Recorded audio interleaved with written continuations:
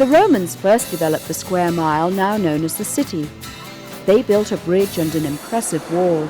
This would be the hub of their road system. London lies astride the Thames, a tidal river.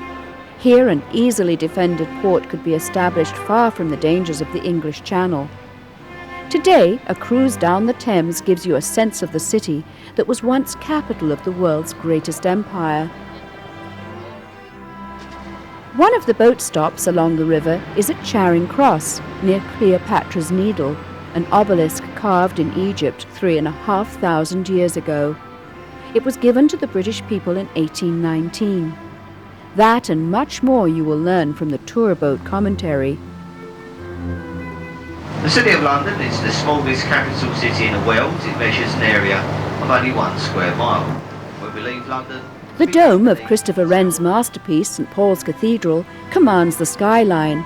Then there's a glimpse of one of the first churches built in London after the 17th century Great Fire. The blue glass monstrosity to our left-hand side. This was designed by an unemployed window cleaner called Luigi Squeegee from Italy.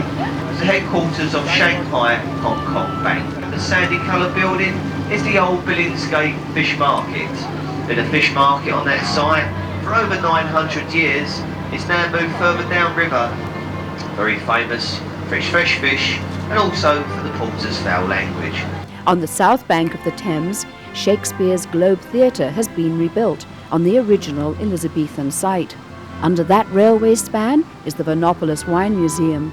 The Golden Hind is a replica of Sir Francis Drake's ship.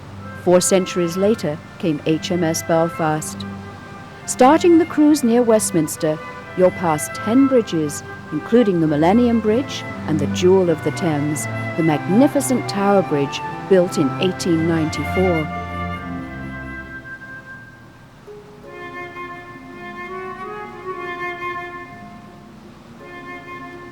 The Tower of London. Some parts of it are 1,000 years old. It's been a fortress, a royal residence, state prison, mint, observatory, even a zoo.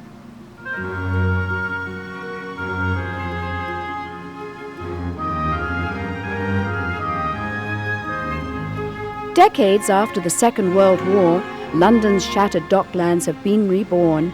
Warehouses turned into fashionable offices, restaurants, theatres and pubs. The historic West India Docks became Canary Wharf, featuring Britain's tallest building. The cruise ends at Greenwich, home of the Cutty Sark, last of the great tea clippers, the old Royal Observatory and Wren's magnificent Royal Naval College.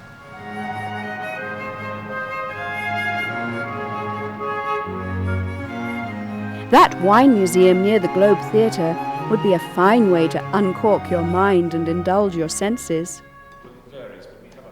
I really thought that if I could bring the World Atlas of Wine to life, then it could be a very good and interesting attraction. Vinopolis is the first wine museum to showcase all the winemaking regions of the world. What they can do once they're inside, they can learn about wine, they can talk to wine tasting guides, they can feel the atmospheres, they can sit on a moped and drive around Italy, and altogether have a complete experience.